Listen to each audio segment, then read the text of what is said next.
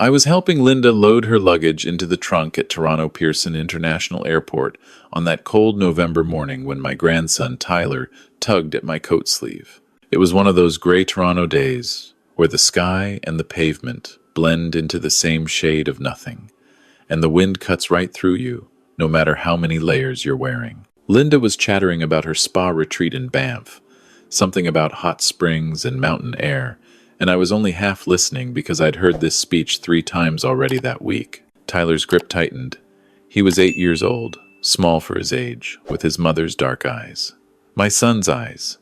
The son I'd lost 4 years ago in a construction accident. Tyler lived with us now, had since he was 4, since his mother couldn't handle raising him alone and had signed custody over to me. Linda had agreed to take him in when we married 5 years ago, though I'd noticed lately she seemed less patient with him.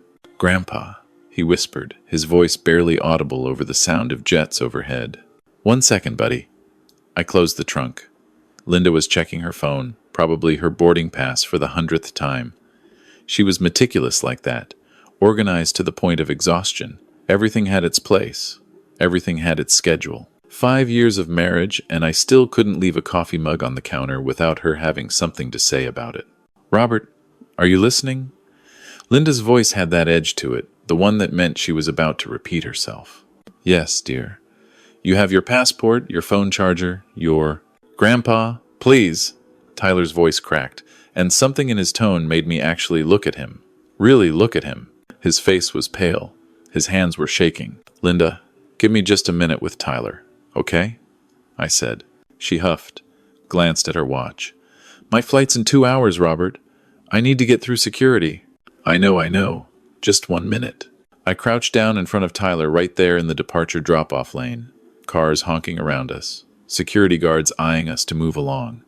"What is it, kiddo? You feeling sick?" He shook his head. His eyes filled with tears. "Grandpa, we can't go back home today. Please." My heart did something strange in my chest. "What do you mean?" "This morning, really early, I woke up because I heard voices downstairs. Grandma Linda was on the phone in your office. I went to get water, and I heard her say," he stopped, swallowed hard. "She said that today, while you're both away from the house, something was going to happen. That you wouldn't be in the way anymore." The world seemed to tilt. "Tyler, are you sure about what you heard?" "I'm sure, Grandpa," she said. "He'll be at the airport with me. Perfect alibi." And she said something about insurance money and how it would finally be over. "Grandpa, I'm scared." I should have dismissed it. Should have thought he misunderstood, that he'd had a bad dream, that children get confused. But something in his eyes, something in the absolute certainty of his fear, made me believe him, made me remember things I'd been ignoring. Linda increasing both our life insurance policies 6 months ago. Just being responsible, Robert. We're not getting any younger. Linda insisting we put the house, my house that I'd owned for 30 years, into both our names. We're married, Robert. What's yours is mine. What's mine is yours. Linda's sudden interest in my retirement accounts, my investments, my late wife's trust fund that was meant for Tyler when he turned 18. Linda's increasingly cold treatment of Tyler. "He's manipulative, Robert. He plays you." "Robert," Linda's voice snapped me back. "What's going on? We need to move the car." I stood up slowly, my knees protesting. 62, and I could feel every year of it. "Linda, I think Tyler's coming down with something. I should take him home, make sure he's okay." "He's fine. He's always fine. He just wants attention." "No, I really think—" "Robert, I am not missing this flight. I've been planning this retreat for months. Your grandson can handle a few hours alone. He's 8, not 2. Tyler grabbed my hand. "Grandpa, please don't leave me alone at the house." And that's when I made the decision that saved both our lives. "Okay, buddy, you're coming with me. We'll drop Grandma off, then we'll go. We'll go do something fun, maybe the science center." Linda's face went through several expressions, landing on barely controlled anger. "You're spoiling him. He's my grandson. Get your bags, Linda. You'll miss your flight." I helped her with her luggage, got her to the curb, watched her disappear into the terminal. She didn't kiss me goodbye, didn't hug Tyler. just walked away with her expensive rolling suitcase and her designer coat, and I remember thinking it was strange that I felt relieved to see her go. Tyler and I got back in my Silverado, that old truck I'd driven for 15 years, and Linda had been nagging me to replace. "Grandpa, are we really going to the science center?" "No, son. We're going to watch the house. From a distance. Just to make sure everything's okay." "You believe me?" I looked at him in the rearview mirror. 8 years old, and he'd already lost his father, lived through his mother, giving him up, adjusted to a new home with a grandfather and a step-grandmother who barely tolerated him. If he said something was wrong, I believed him. "I believe you, Tyler." We drove back through morning traffic on the 401, me gripping the steering wheel too tight, Tyler quiet in the back seat. Our house was in North York, a nice detached home I'd bought in 1995 when the neighborhood was still affordable. 4 bedrooms, finished basement, big backyard where I'd taught my son to throw a baseball, where I was now teaching Tyler. The houses on our street were close together, typical Toronto spacing, but there was enough tree coverage that you could find privacy if you knew where to look. I didn't park in front of our house. I parked 2 streets over, on Elmwood Crescent, where we could see our place through the backyards and the thin line of trees that separated the properties. It was 9:47 a.m. when I turned off the engine. "Now what?" Tyler asked. "Now we wait." We didn't have to wait long. At 10:15, a white van pulled up in front of our house. Not a delivery van, not marked with any company logo, just a plain white Econoline, the kind contractors use. 2 men got out. They weren't dressed like contractors. Dark clothes, both wearing ball caps pulled low. They looked around, checking the street, and then walked right up to our front door. "Grandpa," Tyler breathed. "I see them." One of the men pulled something out of his pocket. I expected lock-picking tools, expected them to force their way in. But what he pulled out made my blood run cold. A key. He had a key to my house. Only 3 people had keys to that house. Me, Linda, and Tyler. The spare was hidden in my workshop in the basement, in a locked drawer that only I knew the combination to. The man unlocked the door like he'd done it 100 times before. Both men entered my home, closing the door behind them. "How did they have a key, Grandpa?" I couldn't answer. My mouth had gone dry. The only way they could have a key was if Linda gave it to them. If Linda planned this. If everything Tyler heard was true. I pulled out my phone, hands shaking. Dialed 911. 911. "What's your emergency?" "There are men breaking into my house. 2 of them. They have a key. I don't know who they are." "Sir, what's your address?" I gave it to her. The dispatcher said she was sending officers right away, asked me if I was safe, if the men were still inside. I said yes to both. She told me to stay on the line, stay where I was, don't approach the house. We sat there, Tyler and me, watching through bare November trees, waiting for something to happen. I kept thinking I should feel more scared, more panicked, but mostly I felt numb. After 62 years of life, you think you know what betrayal feels like. You think your first divorce taught you that lesson. But this was different. This was my wife. The woman I'd trusted to help me raise my grandson, planning to. To what? What were these men doing in my house? At 10:32, I saw smoke. Not a lot at first, just a thin gray line coming from my kitchen window, then another from the living room. Then the smoke got thicker, darker, and I could see an orange glow starting to build behind the curtains. "Grandpa, they're burning the house." Tyler's voice was high, panicked. The men came out the front door, moving fast now, got back in the van, and drove off before any neighbors even noticed. The smoke was really going now, pouring out of my house like my furnace had exploded. My house. 30 years of memories. My son's bedroom, exactly as he'd left it. My late wife's quilts, her recipe books, the rocking chair where I'd held Tyler as a baby when his mother couldn't. All of it burning. I heard sirens. Police first, then fire trucks. Neighbors started coming out of their houses, standing on their lawns, phones out, filming. Because that's what people do now. They film everything. "We should go," Tyler said. "We should tell them." "Not yet." "Why not?" Good question. Why not drive up, tell the police everything, show them my ID, explain that my wife had tried to kill me? Because something Linda had taught me over 5 years of marriage, something I'd learned watching her manipulate situations to always come out looking right, was that the person who controls the story controls the outcome. If I showed up now, desperate and panicked, claiming my wife tried to kill me, it would be my word against hers. She'd say I was senile, that Tyler was troubled, that we were both confused. She had an alibi. She was in Banff. How could she possibly be responsible for a terrible accident? No. I needed proof. Real proof. And I needed to figure out exactly what Linda's endgame was before I made a move. My phone rang. Linda. Don't answer it, Tyler said. I have to. She needs to think everything went according to plan. I answered. Hey, honey. Robert, thank God. I just landed in Calgary, about to board my connection to Banff, and I had the weirdest feeling I should check in. Everything okay? The weirdest feeling. Sure. Everything's fine, dear. Tyler and I are at the Science Center. He's having a great time. Silence. Just a beat too long. The Science Center.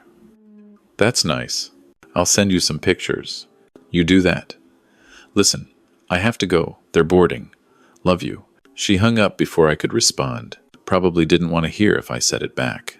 I watched the fire trucks work on my house. Watched the flames get knocked down. Watched smoke billow up into that gray Toronto sky. Watched my life turn to ash. And I thought about what Linda would do next. She'd expect to get a call. From the police, from a neighbor, someone telling her about the terrible fire. She'd fly back immediately, devastated, playing the worried wife. And she'd find out that somehow, impossibly, her husband and step-grandson weren't home, weren't in the house, weren't dead. What would she do then? Grandpa, I'm scared. I put my hand on Tyler's shoulder. Me too, kiddo. But we're going to be smart about this. Smarter than she thinks we are.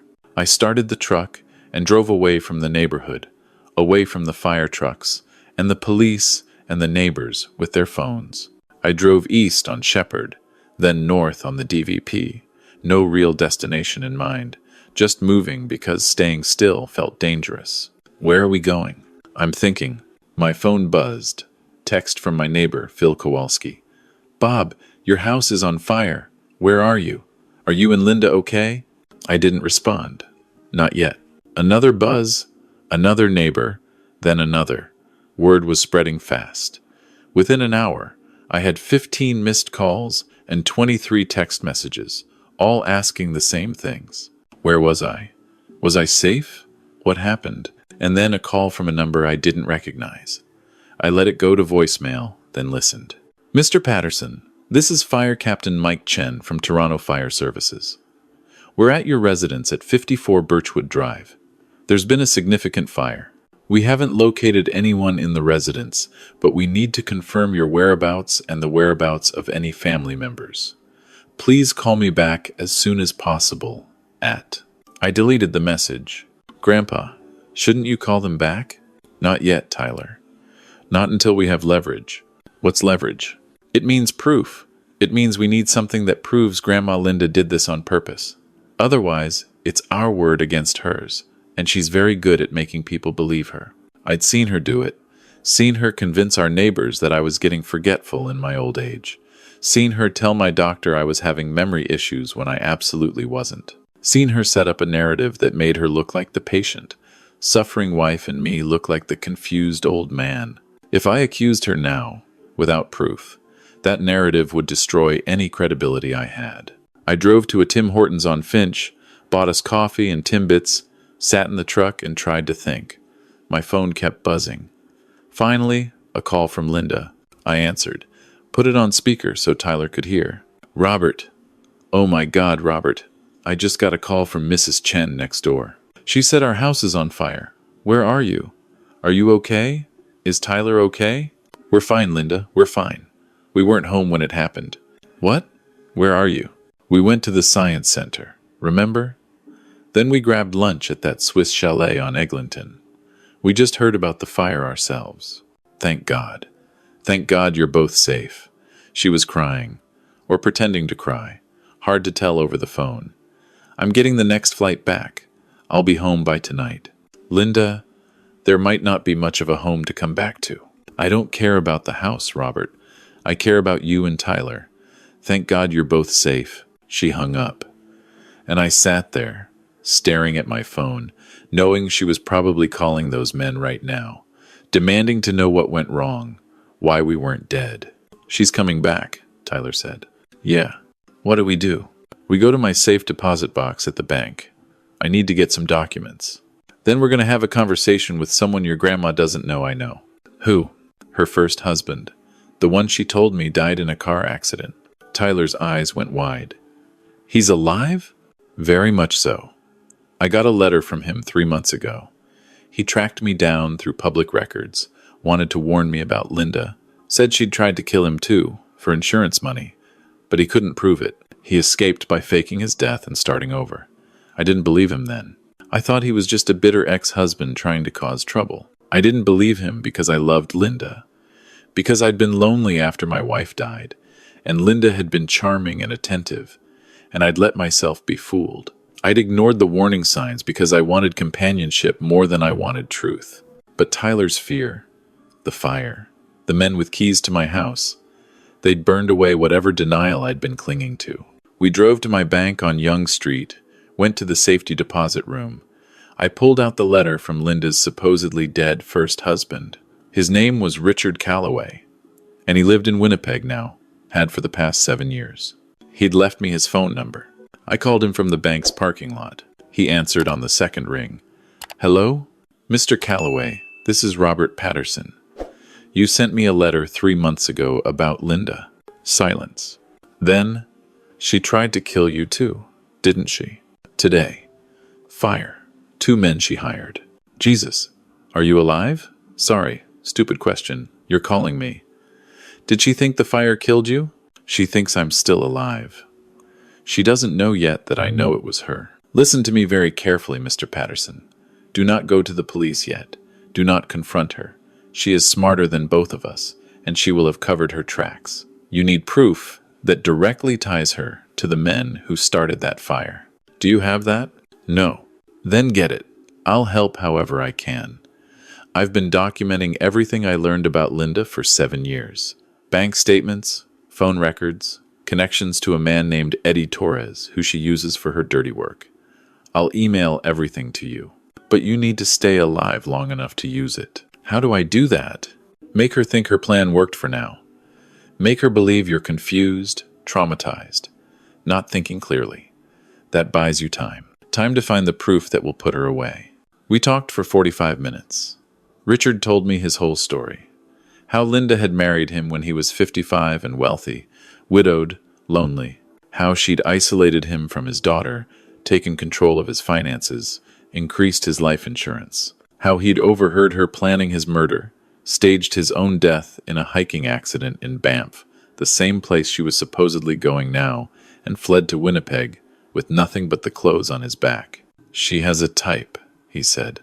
Older widowers with money and kids she can get rid of. You're not her first, Mr. Patterson. And if you don't stop her, you won't be her last. After I hung up with Richard, I sat in the truck with Tyler, watching normal people go in and out of the bank, living their normal lives, and I felt like I was in a nightmare I couldn't wake up from. Grandpa, I'm hungry. Right. Tyler was 8. He'd been up since early morning, witnessed his grandmother plotting murder, watched our house burn down, and now he was hungry. Because kids' needs don't stop, even when the world is ending. I took him to McDonald's, got him a Happy Meal, watched him eat his chicken nuggets like everything was normal, like we weren't homeless, hunted, waiting for a murderess to come back to Toronto. My phone buzzed. Email from Richard Calloway. Subject line, everything I have on Linda. I opened it. 37 attachments. Bank statements showing Linda moving money to offshore accounts. Phone records showing calls to a number registered to Eddie Torres. Screenshots of life insurance policies she'd taken out on Richard. A private investigator's report documenting her movements. It was a roadmap to Linda's scam. But it wasn't proof of what she'd done to me, to my house, today. For that, I needed something more. I needed to hear her confess. or I needed to catch her with Eddie Torres, or I needed to find those men who'd burned my house and get them to testify against her. Grandpa, what are we doing tonight? Where are we sleeping? Good question. I couldn't go to friends. Linda knew all of them. Couldn't go to family. I didn't have any left except for Tyler. Hotels required ID and credit cards that Linda could trace. But I knew someone who could help. Someone Linda didn't know about. My late wife's sister, Helen. We'd had a falling out years ago over the estate, hadn't spoken in a decade. But Helen was tough, practical, and lived in Scarborough in a basement apartment that nobody except me knew about. I called her. To my surprise, she answered. Robert? Helen, I know we haven't talked in a long time, but I need help. Serious help. 15 minutes later, Tyler and I were driving to Helen's apartment on Kingston Road. She met us at the door, 68 years old and still formidable. Gray hair in a tight bun, suspicious eyes that softened when she saw Tyler. Jesus, Robert, you look terrible. Both of you. Get inside. Her apartment was small but clean. She made tea, listened to my whole story without interrupting once. When I finished, she sat back in her worn armchair and said, I never liked Linda. Too smooth, too perfect, too interested in your money. You could have warned me. Would you have listened? Probably not. I'd been so desperate not to be alone that I'd ignored every red flag, every warning sign, every gut feeling that something was off. What's your plan? Helen asked. I need to make Linda think I'm confused and traumatized. Buy myself time to gather proof. Richard Calloway gave me a lead on this Eddie Torres character. If I can find him, get him to talk, maybe get him to turn on Linda. That's not a plan, Robert. That's wishful thinking. She was right, of course. Tyler, Helen said, why don't you go watch TV in the bedroom? The remote's on the bed. Once Tyler was gone, Helen leaned forward. Robert, listen to me. You're 62 years old. You're not trained for this. You're an engineer, not a detective. If this Eddie Torres is the kind of man who burns houses for money, he's dangerous. You go after him directly, you'll get yourself killed, and then who protects Tyler? So what do? You do what you're good at. You build a case. You use Richard's evidence. You document everything Linda does from here on out. You record your conversations with her. You make her comfortable enough to slip up, and you let the professionals handle the rest.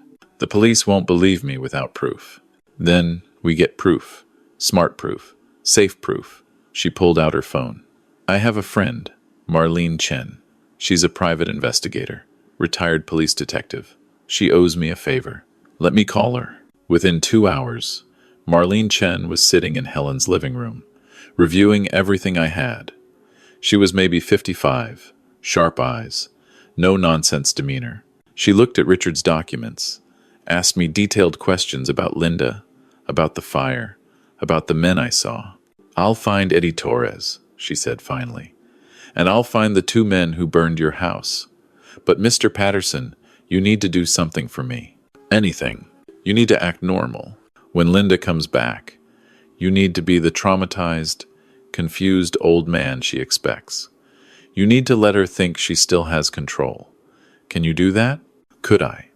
Could I look at the woman who'd tried to kill me and my grandson, who'd burned down my house, who'd planned to collect insurance money and live happily ever after? Could I look at her and pretend everything was fine? For Tyler, I could do anything. Yes. Linda's flight landed at 11:47 p.m. She texted me. Where are you? Where's Tyler? The house is completely destroyed. I called her, put exhaustion in my voice. Linda, we're at a hotel near the airport. The Sheraton.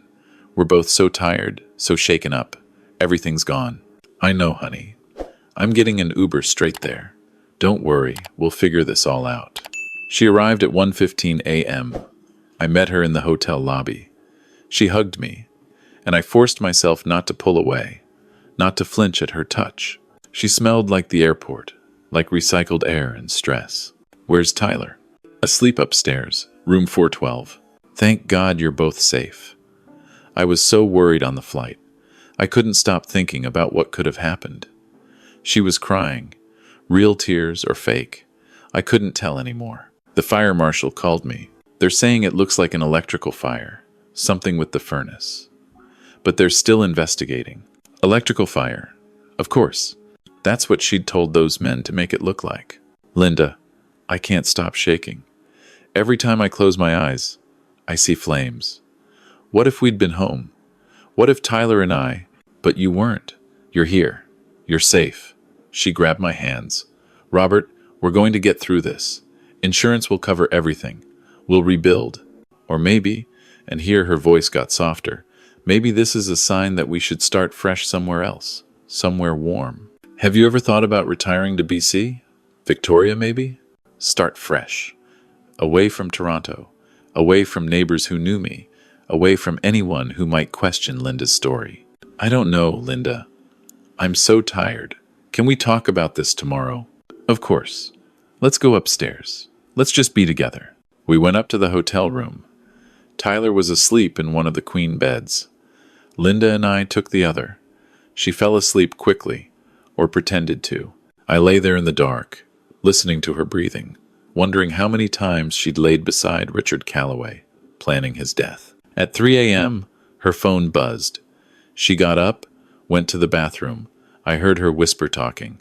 I couldn't make out words, but the tone was angry. She came back, got back into bed, turned away from me.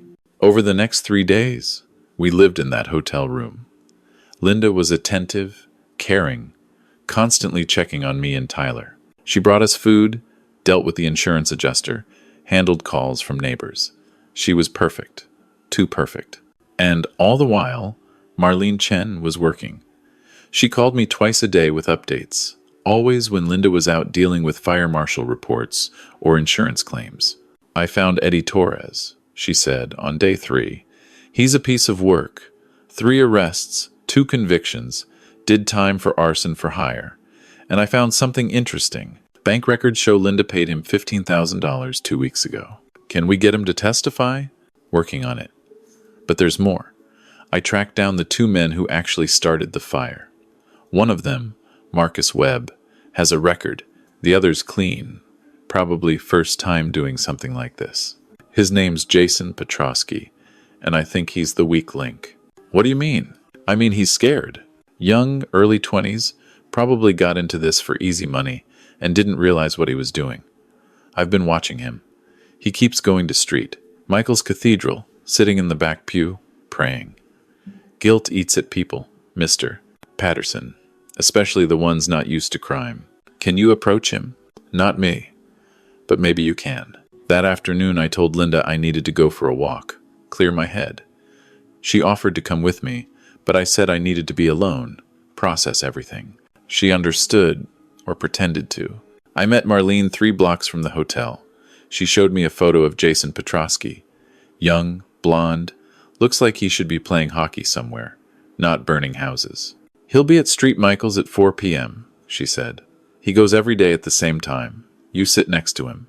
You tell him you know what he did. You tell him you're giving him one chance to make it right before you go to the police. And you record everything. She gave me a small recording device, showed me how to use it. At 3:55 p.m., I walked into Street Michael's Cathedral.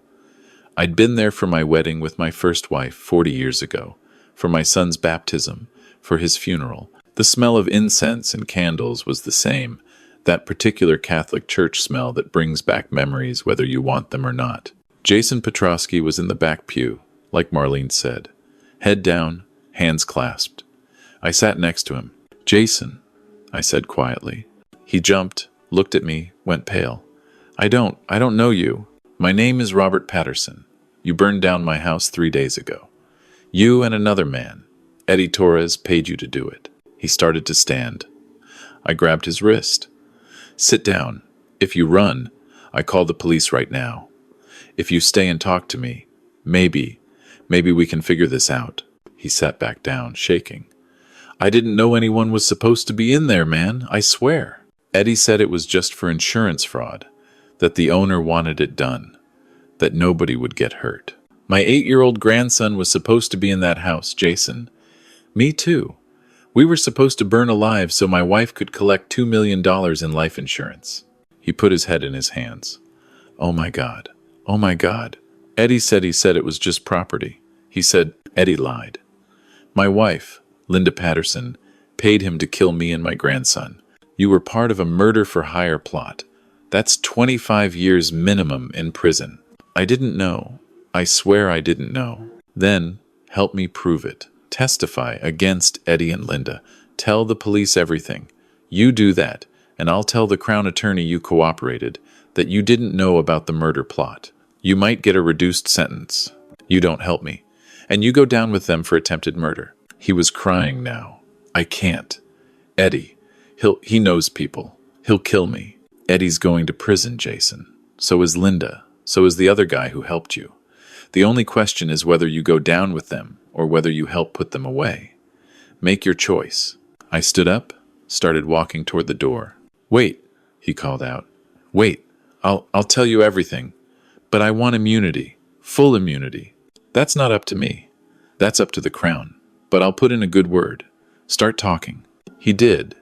For 43 minutes, Jason Petrosky told me everything. How Eddie Torres had approached him at a bar in Etobicoke, offered him $5,000 for a simple job. How they'd met with Linda at a Tim Hortons in Mississauga 2 weeks before the fire.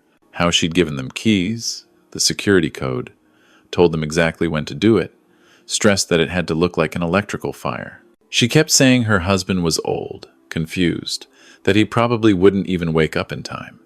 She said it would be quick, painless. She made it sound like mercy. I recorded all of it, every word.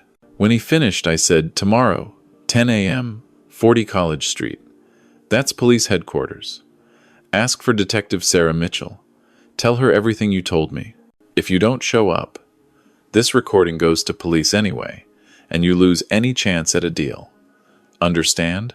I'll be there. I left him there in the church, crying in the pew, and I walked out into the cold November air, feeling something close to hope for the first time in days. That evening, Linda made dinner reservations at a nice restaurant on King Street. We need something normal, she said. Something to take our minds off everything. We got dressed up. Linda wore a navy dress I'd never seen before. Probably bought it while I was walking. She looked beautiful, elegant, perfectly put together.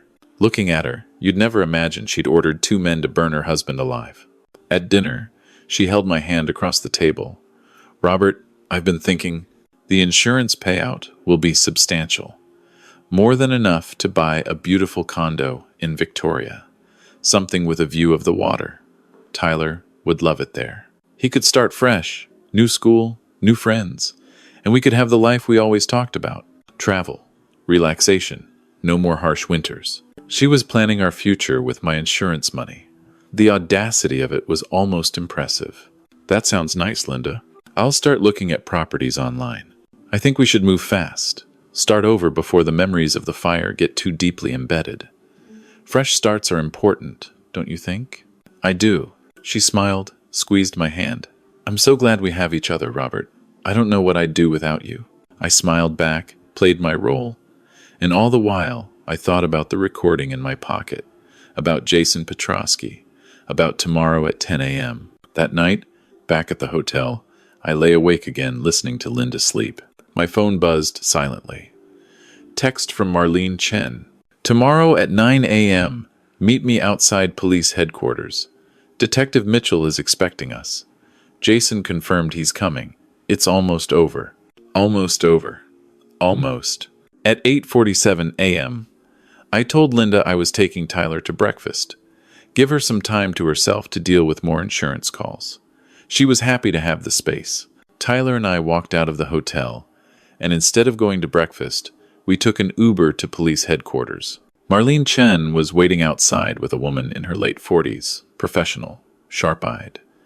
Mr. Patterson, this is Detective Sarah Mitchell. She's with the Fraud and Arson Division. We shook hands. Mr. Patterson, I've reviewed the evidence Miss Chen provided. The bank records, the phone records, Richard Calloway's testimony, and the recording you made with Jason Petrosky. Jason came in 45 minutes ago and gave a full statement.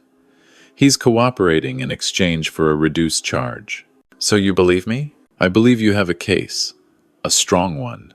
But we need to do this right. We're going to bring in Eddie Torres and the other man who helped start the fire.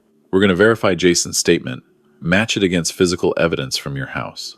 And then we're going to arrest your wife. When? Today. This afternoon. But Mr. Patterson, I need you to go back to that hotel and act like nothing's changed. We need Linda to feel safe, comfortable. If she suspects anything, she'll run. An extradition from another country is complicated. Can you do that? Could I? Could I sit across from Linda, eat lunch, make small talk, pretend everything was fine while knowing that in a few hours police would come to arrest her for attempted murder? I looked at Tyler. He'd been so brave through all of this, so strong. And I thought about how Linda had dismissed him, belittled him, tried to kill him to get her hands on his inheritance. Yes, I said, I can do that. Tyler and I went back to the hotel. We found Linda in the hotel restaurant, having breakfast, laptop open, looking at condos in Victoria like she'd promised. Good morning, she was cheerful. Come look at this place I found. 3 bedrooms, 2 bathrooms, water view, only $850,000. With the insurance money, we could buy it outright. No mortgage. I looked at the screen. It was a beautiful condo. I wondered how many times she'd done this. Planned a beautiful future with a man she intended to kill. It's nice, Linda. I already emailed the realtor. We could fly out next week. Take a look. Tyler, honey, would you like living by the ocean? Tyler, who knew what was about to happen, who'd been prepped by Detective Mitchell on what to say, looked up at Linda and said, I guess so. We'll get you enrolled in a good school. Make new friends. It'll be an adventure.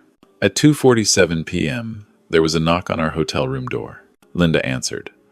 2 police officers stood there, Detective Mitchell between them. Linda Patterson? Yes? I'm Detective Sarah Mitchell with Toronto Police. I have a warrant for your arrest on charges of attempted murder, arson, and fraud. You have the right to remain silent. Linda's face went through several emotions in rapid succession. Shock, confusion, fear, and then, finally, rage. She looked at me. You, she hissed. You did this. No, I said. You did this. You tried to kill your husband. Again, they handcuffed her.